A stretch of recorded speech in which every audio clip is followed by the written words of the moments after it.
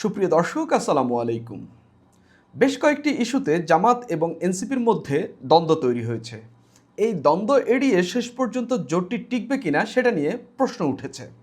বিশেষজ্ঞদের যে মতামত দেখা যাচ্ছে যে এই জোটটি না টেকার সম্ভাবনাই বেশি। বিশেষ করে সিটি কর্পোরেশন নির্বাচন নিয়ে জামাত এবং এনসিপি যখন পাল্টাপাল্টি প্রার্থী ঘোষণা করছে, তাও আবার গুরুত্বপূর্ণ সিটি কর্পোরেশন নির্বাচনে গুরুত্বপূর্ণ নেতাদের নাম যখন ঘোষণা করছে, তখনই প্রশ্ন উঠেছে এই জোট না টেকার সম্ভাবনাই বেশি।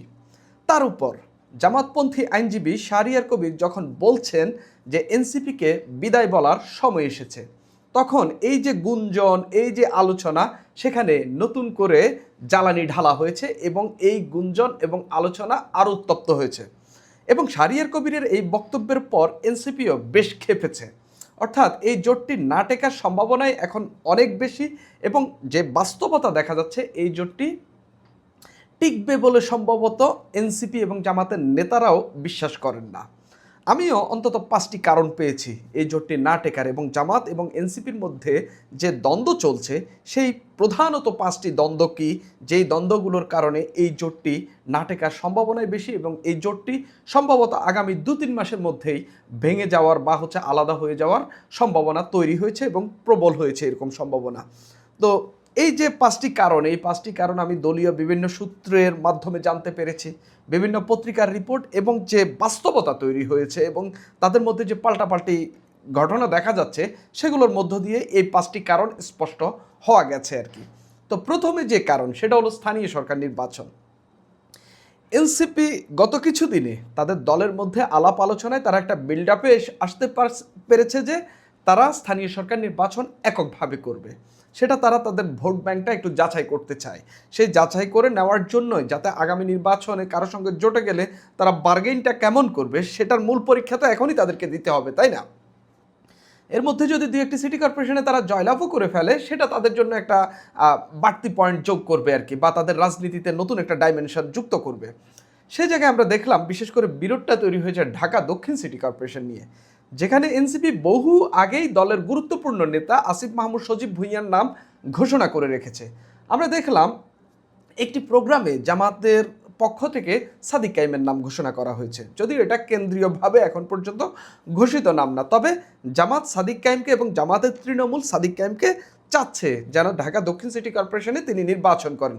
এই নিয়ে বড়সড় একটা দ্বন্দ্ব তৈরি হয়েছে এবং জামাত এনসিপির সঙ্গে মিলেমিশে স্থানীয় সরকার নির্বাচন করতে চাইলেও এনসিপি আপাতত সেটা চাচ্ছে না।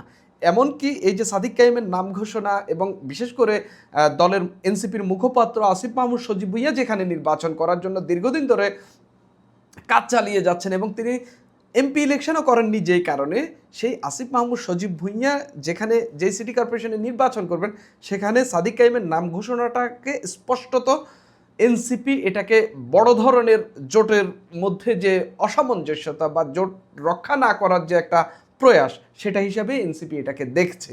এবং এনসিপি সম্ভবত এই একটি কারণেই বা তাদের দলের যে ভোট ব্যাংক সেটা পরীক্ষা করার জন্যই সম্ভবত একসঙ্গে নির্বাচন করবে না। এবং জামাত যদি দেখে যে একসঙ্গে এনসিপি স্থানীয় সরকার নির্বাচনে তাদের সঙ্গে যুক্ত থাকছে না, তারা আলাদাভাবে বিএনপির সঙ্গে ফাইট দিতে হচ্ছে এবং সেখানে প্রতিপক্ষ হিসাবে তাদের এনসিপিকেও সেখানে প্রতিপক্ষ হিসেবে দেখতে হচ্ছে, তারা আসলে এই জোট রাখবে না। এটা একেবারে স্পষ্টত কথা। স্থানীয় সরকার নির্বাচনে যদি তাদের একসঙ্গে নির্বাচন করা না হয়, তারা যদি একসঙ্গে নির্বাচন না করে, সেটা নিয়ে বড় ধরনের বিরোধ তৈরি হইতে পারে এবং সেখান থেকে জোট ভাঙতে পারে। তার উপর এনসিপি ঘোষণা দিয়ে সুপ্রিয় দর্শক আসসালামু আলাইকুম।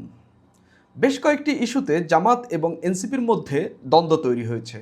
এই দ্বন্দ্ব এড়িয়ে শেষ পর্যন্ত জোটটি টিকবে কিনা সেটা নিয়ে প্রশ্ন উঠেছে। বিশেষজ্ঞদের যে মতামত দেখা যাচ্ছে যে এই জোটটি না টেকার সম্ভাবনাই বেশি। বিশেষ করে সিটি কর্পোরেশন নির্বাচন নিয়ে জামাত এবং এনসিপি যখন পাল্টাপাল্টি প্রার্থী ঘোষণা করছে, তাও আবার গুরুত্বপূর্ণ সিটি কর্পোরেশন নির্বাচনে গুরুত্বপূর্ণ নেতাদের নাম যখন ঘোষণা করছে, তখনই প্রশ্ন উঠেছে এই জোট না টেকার সম্ভাবনাই বেশি। তার উপর জামাতপন্থী আইনজীবী শাহরিয়ার কবির যখন বলছেন যে এনসিপিকে বিদায় বলার সময় এসেছে, তখন এই যে গুঞ্জন, এই যে আলোচনা, সেখানে নতুন করে জ্বালানি ঢালা হয়েছে এবং এই গুঞ্জন এবং আলোচনা আরও উত্তপ্ত হয়েছে। এবং শাহরিয়ার কবিরের এই বক্তব্যের পর এনসিপিও বেশ ক্ষেপেছে। অর্থাৎ এই জোটটি না টেকার সম্ভাবনাই এখন অনেক বেশি এবং যে বাস্তবতা দেখা যাচ্ছে এই জোটটি টিকবে বলে সম্ভবত এনসিপি এবং জামাতের নেতারাও বিশ্বাস করেন না।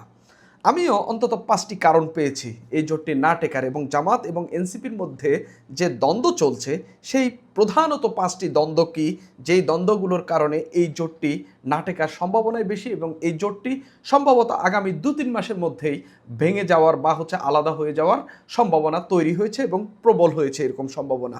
তো এই যে 5টি কারণ, এই 5টি কারণ আমি দলীয় বিভিন্ন সূত্রের মাধ্যমে জানতে পেরেছি, বিভিন্ন পত্রিকার রিপোর্ট এবং যে বাস্তবতা তৈরি হয়েছে এবং তাদের মধ্যে যে পাল্টাপাল্টি ঘটনা দেখা যাচ্ছে সেগুলোর মধ্য দিয়ে এই 5টি কারণ স্পষ্ট হওয়া গেছে আর কি। তো প্রথমে যে কারণ সেটা হলো স্থানীয় সরকার নির্বাচন। এনসিপি গত কিছুদিনে তাদের দলের মধ্যে আলাপ আলোচনায় তারা একটা বিল্ড আপে আসতে পেরেছে যে তারা স্থানীয় সরকার নির্বাচন এককভাবে করবে। সেটা তারা তাদের ভোট ব্যাংকটা একটু যাচাই করতে চায়। সেই যাচাই করে নেওয়ার জন্যই যাতে আগামী নির্বাচনে কারোর সঙ্গে জোটে গেলে তারা বার্গেইনটা কেমন করবে সেটার মূল পরীক্ষা তো এখনই তাদেরকে দিতে হবে, তাই না? এর মধ্যে যদি 2-1টি সিটি কর্পোরেশনে তারা জয়লাভও করে ফেলে সেটা তাদের জন্য একটা বাড়তি পয়েন্ট যোগ করবে আর কি, বা তাদের রাজনীতিতে নতুন একটা ডাইমেনশন যুক্ত করবে। সেই জায়গায় আমরা দেখলাম বিশেষ করে বিরোধটা তৈরি হয়েছে ঢাকা দক্ষিণ সিটি কর্পোরেশন নিয়ে, যেখানে এনসিপি বহু আগেই দলের গুরুত্বপূর্ণ নেতা আসিফ মাহমুদ সজীব ভুঁইয়ার নাম ঘোষণা করে রেখেছে। আমরা দেখলাম একটি প্রোগ্রামে জামাতের পক্ষ থেকে সাদিক কাইমের নাম ঘোষণা করা হয়েছে, যদিও এটা কেন্দ্রীয়ভাবে এখন পর্যন্ত ঘোষিত নাম না। তবে জামাত সাদিক কাইমকে এবং জামাতের তৃণমূল সাদিক কাইমকে চাচ্ছে যেন ঢাকা দক্ষিণ সিটি কর্পোরেশনে তিনি নির্বাচন করেন। এই নিয়ে বড়সড় একটা দ্বন্দ্ব তৈরি হয়েছে এবং জামাত এনসিপির সঙ্গে মিলেমিশে। সুপ্রিয় দর্শক, আসসালামু আলাইকুম। বেশ কয়েকটি ইস্যুতে জামাত এবং এনসিপির মধ্যে দ্বন্দ্ব তৈরি হয়েছে। এই দ্বন্দ্ব এড়িয়ে শেষ পর্যন্ত জোটটি টিকবে কিনা সেটা নিয়ে প্রশ্ন উঠেছে। বিশেষজ্ঞদের যে মতামত দেখা যাচ্ছে যে এই জোটটি না টেকার সম্ভাবনাই বেশি। বিশেষ করে সিটি কর্পোরেশন নির্বাচন নিয়ে জামাত এবং এনসিপি যখন পাল্টাপাল্টি প্রার্থী ঘোষণা করছে, তাও আবার গুরুত্বপূর্ণ সিটি। সুপ্রিয় দর্শক, আসসালামু আলাইকুম। বেশ কয়েকটি ইস্যুতে জামাত এবং এনসিপির মধ্যে দ্বন্দ্ব তৈরি হয়েছে। এই দ্বন্দ্ব এড়িয়ে শেষ পর্যন্ত জোটটি টিকবে কিনা সেটা নিয়ে প্রশ্ন উঠেছে। বিশেষজ্ঞদের যে মতামত দেখা যাচ্ছে যে এই জোটটি না টেকার সম্ভাবনাই বেশি। বিশেষ করে সিটি কর্পোরেশন নির্বাচন নিয়ে জামাত এবং এনসিপি যখন পাল্টাপাল্টি প্রার্থী ঘোষণা করছে, তাও আবার গুরুত্বপূর্ণ সিটি কর্পোরেশন নির্বাচনে গুরুত্বপূর্ণ নেতাদের নাম যখন ঘোষণা করছে, তখনই প্রশ্ন উঠেছে এই জোট না টেকার সম্ভাবনাই বেশি। তার উপর জামাতপন্থী আইনজীবী শাহরিয়ার কবির যখন বলছেন যে এনসিপিকে বিদায় বলার সময় এসেছে, তখন এই যে গুঞ্জন, এই যে আলোচনা, সেখানে নতুন করে জ্বালানি ঢালা হয়েছে এবং এই গুঞ্জন এবং আলোচনা আরও উত্তপ্ত হয়েছে। এবং শাহরিয়ার কবিরের এই বক্তব্যের পর এনসিপিও বেশ ক্ষেপেছে। অর্থাৎ এই জোটটি না টেকার সম্ভাবনাই এখন অনেক বেশি এবং যে বাস্তবতা দেখা যাচ্ছে এই জোটটি টিকবে বলে সম্ভবত এনসিপি এবং জামাতের নেতারাও বিশ্বাস করেন না। আমিও অন্তত 5টি কারণ পেয়েছি এই জোটটি না টেকার এবং জামাত এবং এনসিপির মধ্যে যে দ্বন্দ্ব চলছে সেই প্রধানত 5টি দ্বন্দ্ব কি, যেই দ্বন্দ্বগুলোর কারণে এই জোটটি না টেকার সম্ভাবনাই বেশি এবং এই জোটটি সম্ভবত আগামী 2-3 মাসের মধ্যেই ভেঙে যাওয়ার বা আলাদা হয়ে যাওয়ার সম্ভাবনা তৈরি হয়েছে এবং প্রবল হয়েছে এরকম সম্ভাবনা। তো এই যে 5টি কারণ, এই 5টি কারণ আমি দলীয় বিভিন্ন সূত্রের মাধ্যমে জানতে পেরেছি, বিভিন্ন পত্রিকার রিপোর্ট এবং যে বাস্তবতা তৈরি হয়েছে এবং তাদের মধ্যে যে পাল্টাপাল্টি ঘটনা দেখা যাচ্ছে সেগুলোর মধ্য দিয়ে এই 5টি কারণ স্পষ্ট হওয়া গেছে। সুপ্রিয় দর্শক, আসসালামু আলাইকুম। বেশ কয়েকটি ইস্যুতে জামাত এবং এনসিপির মধ্যে দ্বন্দ্ব তৈরি হয়েছে। এই দ্বন্দ্ব এড়িয়ে শেষ পর্যন্ত জোটটি টিকবে কিনা সেটা নিয়ে প্রশ্ন উঠেছে। বিশেষজ্ঞদের যে মতামত দেখা যাচ্ছে যে এই জোটটি না টেকার সম্ভাবনাই বেশি।